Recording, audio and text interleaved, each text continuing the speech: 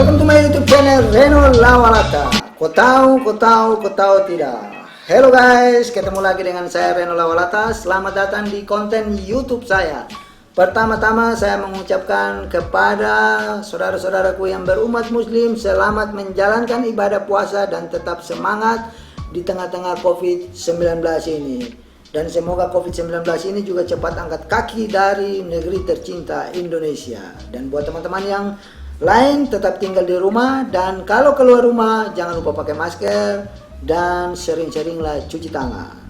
Oke teman-teman, di video kali ini saya tidak akan makan-makan dan saya juga tidak akan membuat sketsa meme saperua seperti yang kemarin-kemarin, tapi kali ini saya akan menonton beberapa video yang sudah saya siapin, yaitu dimana video itu terjadi pertengkaran antara debt collector atau mata lelang di jalan bersama dengan konsumen. Tapi saya tekan sekali lagi, saya akan mengomentari beberapa video ini memakai kacamata saya.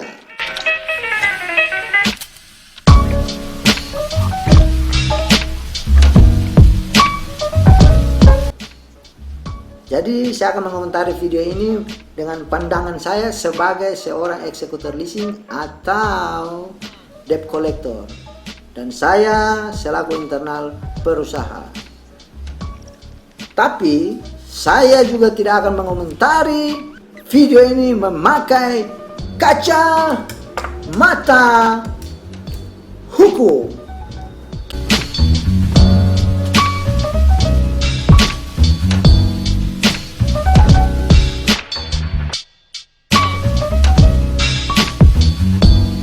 Kenapa tidak memakai kacamata hukum atau pandangan hukum? Karena basic saya bukan orang hukum. Jangan kemana-mana, sebelum kita menonton jangan lupa subscribe, like, komen video ini. Oh, mari kita nonton. Oke teman-teman, mari kita nonton video yang pertama. Tapi sebelum menonton video yang pertama, alangkah baiknya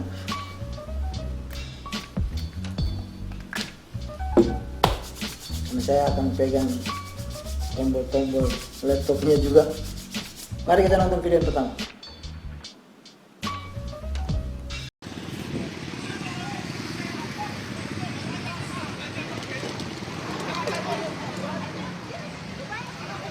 Jangan takut. Ini sama aja perampasan perampokan. Jangan takut, kembalikan ke polisi. Kembali Pak, kembali Pak. Jangan teriakin maling. Maling Pak. Maling. Diteriakin maling.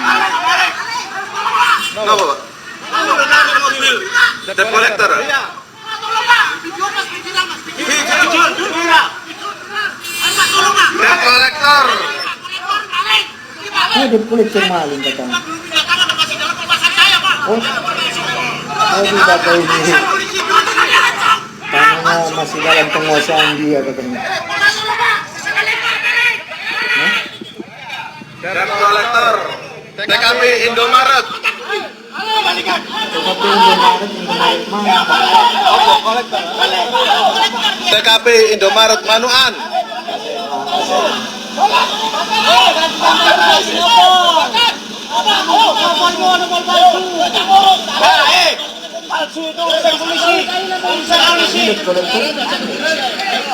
Wes, urusan polisi aja. Urusan polisi. Palsu itu bukan urusan Anda. Kembalikan kontak itu. Ini plat nomor. Tapi di sini nggak kelihatan mana debt collectornya.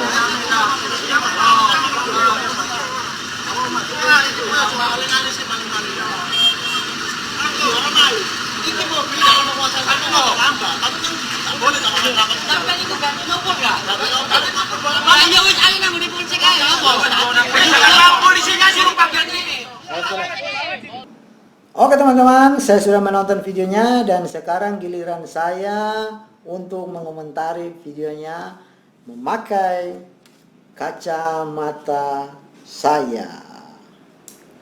Jadi begini teman-teman, menurut saya atau pengalaman saya, ketika saya yang internal turun ke lapangan untuk mencari konsumen lalu konsumennya itu keberadaannya sudah tidak jelas, maka saya akan kembali ke kantor dan berikan laporan, dan akhirnya data konsumen yang tadi saya cari itu akan nyemplung ke jalan, ke tangan teman-teman saya yang ada di jalan juga, pekerja-pekerja yang ada di jalan yang matel itu tuh. Jadi dari kejadian tadi itu sebenarnya tidak harus terjadi seperti itu kalau mau turun dan berdiskusi dengan teman-teman yang tadi memberhentikan mobil. Jangan pas turun lalu teriakin maling. Jangan, karena itu akan menimbulkan konsentrasi massa untuk mengacau keadaan yang tadinya tidak terjadi apa-apa, akhirnya terjadi apa-apa. Jadi solusi dari saya, misalnya ada ditahan di jalan, tinggal tanya surat tugas dari leasing mana. Oke, kalau mau ngambil kuncinya bilang ayo di mana kantornya, kita bareng-bareng ke kantornya. Jangan teriakin maling, mereka itu juga manusia dan mereka juga cari makan. Mungkin kira-kira seperti itu teman-teman. Oke, kita lanjut ke video yang kedua.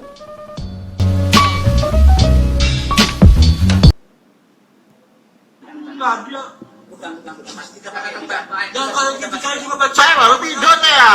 Oh, Lo lihat apa-apa? ada debt collector 2 datang, terus orangnya ada di rumah. Lo kamu yang baik-baik. Apa kamu? Alasannya Kamu mau dia apa? baru tidur. Nih, tak kasih kamu. Nih, tak kasih. Keluar kamu sini. Lo saya kasih kamu. Ini siapa sih yang Lo tenang aja kamu. Habis ini saya laporin kamu.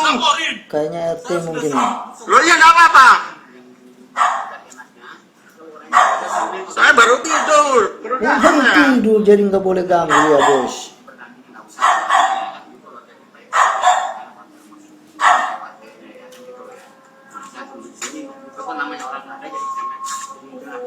Iya, tapi dia loh.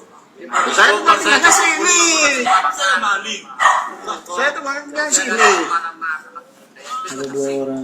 Berarti Baru ini kayaknya tidur loh RT. saya. Iya, tapi ngomongnya jam kayak gitu. Nah, kamu juga seperti Oh, itu. merasa tidak nyaman mungkin Iya, ya. Pak. Merasa Kamu tidak nyaman. bentak-bentak. Ini rumah saya nih. Saya nih di sini tempat tinggal saya baru sini. Tanya Pak RT, tanya Pak RT. Oh, Pak RT. Pak RT yang baju ini. Nah iya, kan sudah saya bilang. Kan sudah saya bilang. Kan sudah saya bilang, enggak ada orangnya di sini. Saya tidak tahu. Oh, Saya tidak tahu. Kamu tuduh-tuduh saya. oh. Saya bilang kan saya tidak tahu. Kan saya tidak tahu. Saya nanya orangnya di Loh, mana? iya saya tidak tahu. Ngapain kamu ngomong-ngomong Lah, polisi sama saya? lah iya, kamu mau nuduh-nuduh saya. Kan saya tidak tahu. Tanya, orangnya di mana? Kamu tidak saya tidak tahu. Oh. Tidak tahu ya sudah. Oh, ini mungkin dia datang cari konsumennya, tapi rumah yang ini mungkin sekarang ditempatin oleh orang yang baru. Jadi dia mungkin merasa tidak nyaman ketika ada debt collector datang menanyakan konsumen tersebut. Baru tidur. Lah iya, baru tidur saya. Masa kita diam aja datang? Saya baru datang, baru tidur. Ini loh, kalau diketuk Iya, tahu tok-toknya tadi itu loh. ini kalau Komisi, teriak-teriaknya enggak ada. Oke, teman-teman.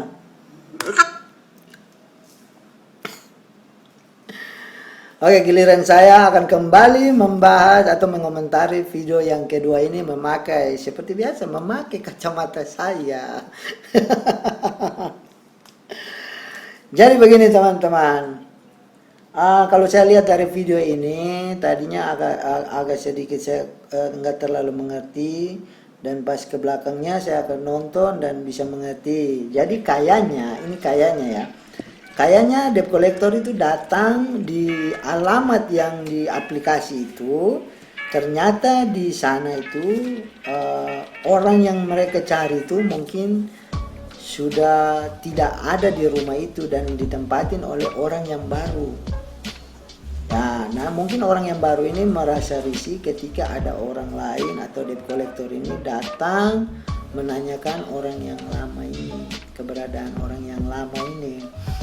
Nah, Jadi begini juga teman-teman, kenapa debt collector bisa datang di situ? Karena sesuai dengan aplikasi yang tercantum alamat konsumen tersebut. Jadi ketika dia sampai di situ, ya apa ya? Dia memang tamu di situ, dan ya salahkah kalau dia misalnya menanyakan alamat atau menanyakan keberadaan orang itu, lalu tiba-tiba orang yang tinggal baru di situ tidak tahu apa-apa, ya mungkin bisa terima baik-baik terus ngomong aja, bilang ya saya tidak tahu, jadi sudah tidak usah berbentak-bentak kayak begitu, jadinya rame-rame begitu. Dan untung RT setempat juga datang. Nah mungkin kalau dari pengalaman saya juga nih, saya kalau misalnya visit ke rumah konsumen, hal yang pertama yang saya akan lakukan, saya akan ketuk dulu pintu rumahnya Pak RT selaku penanggung jawab di daerah tersebut. Habis itu baru saya ke rumah konsumen. Mungkin dari situ bisa ambil sedikit pelajaran, kalau ketika masuk rumah orang atau ketika masuk kompleks orang, ya lapor dulu RT-nya supaya tidak terjadi keributan yang seperti ini. Jelas teman-teman? Kita lanjut lagi ke video yang ketiga. Oke teman-teman, kita akan lanjut ke video yang ketiga. Mari kita menonton. Video ini video yang terakhir ya teman-teman. Video terakhir. Mari kita lihat sama-sama. Nah dia mepet. Kenapa dia mepet? Nendang kayak gitu, santai aja ngomongnya kan. Ya bukan santai aja, kalau situ memang orang baik-baik datang ke rumah. Oh, orang baik-baik. Kalau orang baik-baik Kalau situ datang ke rumah. Enggak maksudnya Enggak, maksudnya kalau situ baik-baik Lalu datang ke maksudmu rumah. Loh, kok masuk di rumah? Ayo kita ke rumah. Kamu nendang-nendang. Nendangnya siapa yang mepet? Weh, kamu lihat kecil Kamu badan yang saya, mepet ya? Hah? Emang saya takut gitu kalau dipepet? Saya juga nggak takut saya. Lah, kenapa mepet? Kalau kamu memang tidak takut, ayo ke rumah. Oh, nggak bisa, Mas, nggak bisa begitu. Hah? Dari videonya Kamu ini saya mau kenal. merampok di jalan atau Saya gimana? kenal ini, Ya, Mas ke rumah Elangnya. lah. Ada rumah saya. Di Bandung. Apa salah Saya kenal saya? anak-anaknya. Dipepet di jalan seperti ini. Saya nggak ada waktu, saya bilang nggak ada waktu. Weh, santai aja. Ya udah jalan aja, jalan. Jalan. Ini Santai apa aja menghalang-halangi katanya. jalan saya? Bos, santai aja. Enggak, bukan santai, Mas. Kalau mau di rumah aja. Kenapa? Kalau mau di rumah Iya, baik-baik. aja. Kalau mau baik-baik di rumah. Katanya muter-muter lah. Kalau saya katakan enggak gimana? Kalau saya katakan enggak rumah gimana? Loh, siapa yang mau nendang? Ini mepet ke pinggir saya, mepet. Kita ke kantor polisi aja. Kita urusin kantor polisi. Siapa yang mepet duluan? Saya udah di pinggir dipepet. Udah kantor polisi aja lah. Kantor polisi aja. Ayo kita ke kantor polisi aja kalau memang benar. Ini kamu kayak begal aja di tengah pinggir jalan. Kalau mau konfirmasi di rumah. Usaha bang, cari makan. Iya, saya juga sama cari makan. Bukan begitu. Enggak, kita ke kantor polisi aja lah. Kita kantor polisi aja. Jalan nanti saya. Ya udah sok, ayo, sok ikutin semua kantor polisi. Nah, menendang situ yang mepet, enak aja lu. Nggak gue pukul juga. Sampai di sini mungkin. Jadi konsumennya itu tidak terima karena dipepet di jalan, lalu mengatakan bahwa kolektor ini kayak apa? Kayak begal gitu. Mereka dibayar.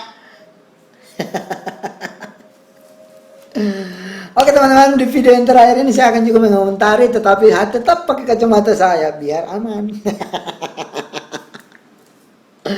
Jadi begini teman-teman, dari video yang tadi itu anak-anaknya saya kenal juga karena rekan-rekan saya juga yang di Bandung. Dari muka-mukanya saya kenal, tapi mereka itu eksternal lah, mati di jalan. Kalau saya kan tadi saya bilang bahwa saya internal perusahaan. Nah, jadi begini teman-teman. Jadi dari kejadian yang tadi, bapaknya itu katanya dipepet di pinggir jalan, lalu merasa tidak nyaman dalam mengatakan teman-temannya itu atau pekerja yang di jalan itu sudah kayak begal saja, mepet di jalan, kalau mau ya di rumah. Nah, saya kembali lagi yang seperti tadi yang video yang pertama yang saya sudah bilang bahwa sampai datanya nyemplung di jalan, sampai anak-anak di jalan itu sudah bekerja, berarti itu sudah ada eksternal seperti saya itu sudah nyampe ke rumah yang bersangkutan. Begitu. Dan kebijakan leasing itu setahu saya kalau di kantor saya itu ada 3 bulan kebijakannya. 4 bulan itu disomasi, dikirim surat somasi, 5 bulan nyemplung ke saya bagian remedial penarikan kendaraan.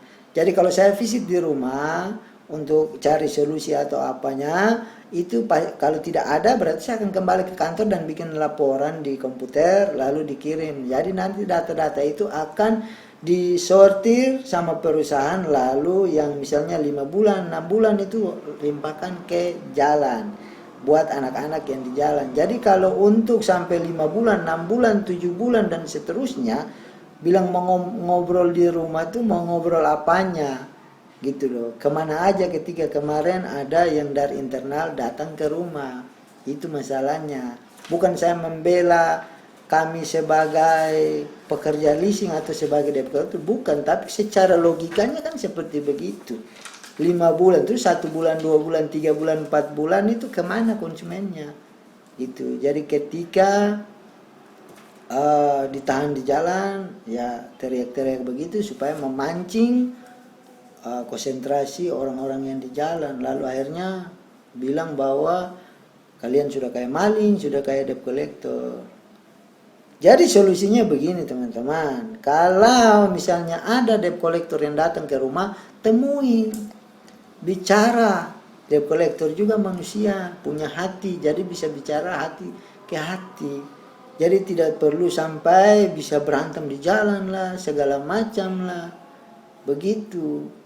Jadi apa ya, bukan kesalahannya itu juga sepenuh di kolektor ya, konsumennya juga ada salahnya. Kalau secara logika, secara pandangan kacamata saya, begitu teman-teman. Jadi tidak semua debt collector itu jahat atau apa.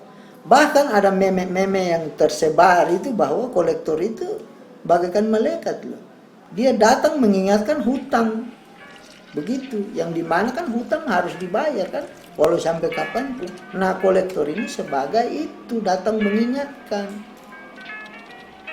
Mungkin seperti itu teman-teman. Jadi kalau misalnya video keberapa yang kalian mau komentarin, silakan kalian tinggalkan komentar di kolom komentar teman-teman. Dan kalau teman-teman yang punya pertanyaan silakan juga tulis di kolom komentar. Tapi dari kacamata saya ya, bukan dari kacamata hukum. Pertanyaannya pasti akan saya jelaskan di video-video yang berikutnya. Terima kasih teman-teman. Jangan lupa subscribe, like, komen, dan share video ini. Saya Reno Lawalata, pamit.